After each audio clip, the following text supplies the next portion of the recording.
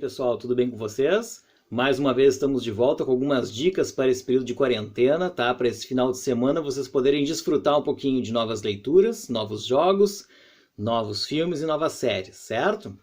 Então hoje eu separei um material, tá? Que vai ser bem concentrado nos livros, certo?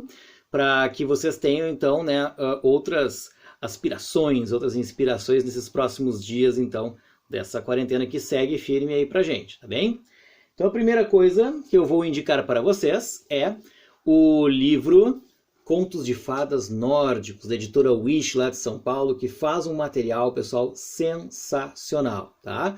É uma editora que está especializada, basicamente, nessas produções que referem à literatura fantástica, que referem aos mitos antigos, às histórias infantis, certo? Mas sempre trazendo, né, uma roupagem nova e também versões, né, de textos já extintos não, né, mas que estão mais perdidos por aí, né, que não estão frequentes na nossa mente, nas nossas bibliotecas frequentemente. Então eles pegam esses materiais, recompilam e constroem uma produção totalmente nova, como é o caso, por exemplo, desses contos de fada nórdicos aqui, tá? Então pegam diversas histórias da mitologia nórdica para contar um pouquinho de como era, né, a visão, né, nos tempos antigos, né, sobre a divulgação dessas histórias não apenas para crianças, mas entre, né, os povos e as comunidades, né, para repassar de geração em geração, então para explicar questões do nosso mundo, certo? Então primeira dica, Contos de Fadas Nórdicos da editora Wish.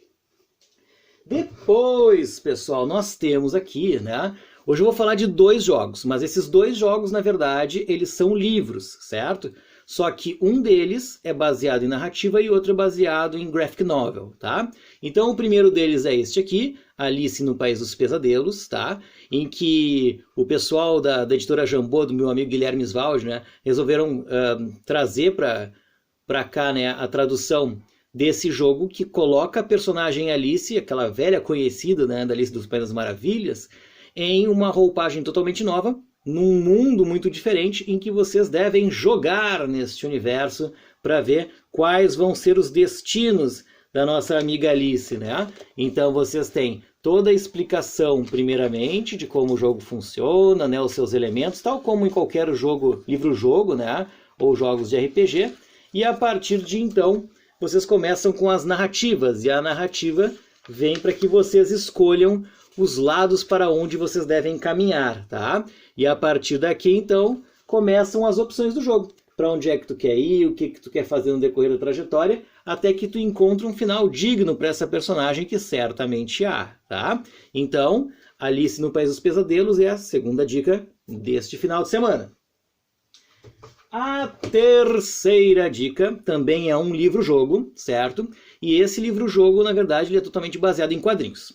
A cidade de Yorktown, tá? É no mesmo modelo, né, que o sistema de jogo da Alice, com alguns diferenciais, certo? Aqui no início vocês têm toda a construção das regras do jogo, como ela, né, pode acontecer, e vocês vão passear por uma história em quadrinhos, certo?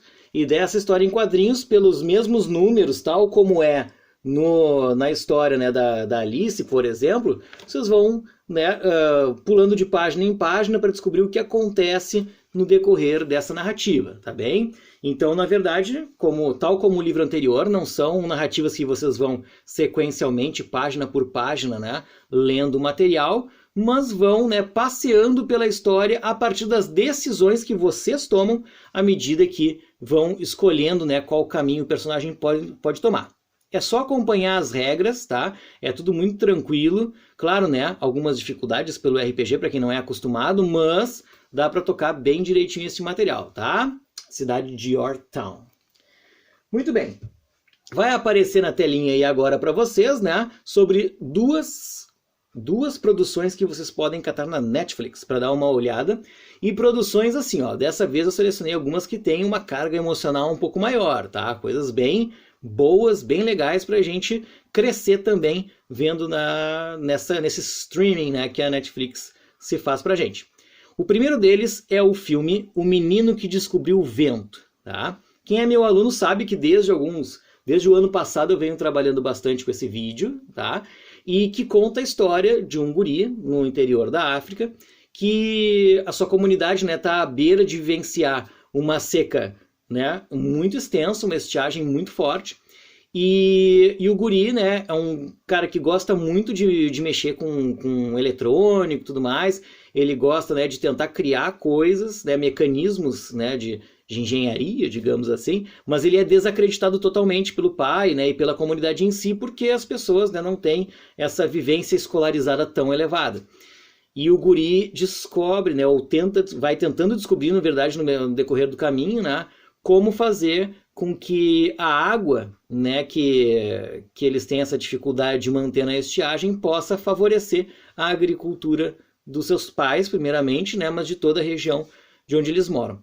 É um filme muito legal, ele é emocionante e principalmente porque ele é baseado em fatos reais, tá, gente? Então, vale muito a pena vocês irem atrás, né, deste filme que é O Menino que Descobriu o Vento. E a série que eu vou indicar para vocês, tá? Eu vi só um capítulo dela, mas eu já achei demais, achei muito boa, muito interessante, que é chamada de Nada Ortodoxa, tá? Conta sobre uma mulher, tá? Que ela é de uma comunidade judia super, né, super restrita, né, nas suas manifestações religiosas, bastante ortodoxa, portanto, né? E que ela não consegue se encontrar naquele meio, né? Ela segue todas as orientações dos pais, né? Ela tenta ser uma pessoa religiosa, mas ela não se encontra com aquilo tudo. Ela casa e tudo mais, mas ela acaba fugindo. Ela acaba fugindo porque ela não consegue vivenciar aquela realidade que é tão diferente do que a sua essência, digamos assim, permite com que ela seja. Então ela começa a ir atrás de outras oportunidades, de outras vivências, para que então a sua vida seja nova e totalmente diferente do que ela tinha na sua família, certo? Então a série Nada Ortodoxa ela é interessantíssima para vocês conhecerem como é que as pessoas vivenciam determinadas culturas e ao mesmo tempo como é que essas culturas elas se sobrepõem tanto à pessoa ao ponto de que elas não se sintam capazes de vivenciá-la, né? De que elas não se sintam sadias o suficiente dentro delas. Ok, pessoal? Então essas são as dicas para esse final de semana de quarentena, espero que vocês aproveitem bastante, certo? Um abraço a todos e até a próxima!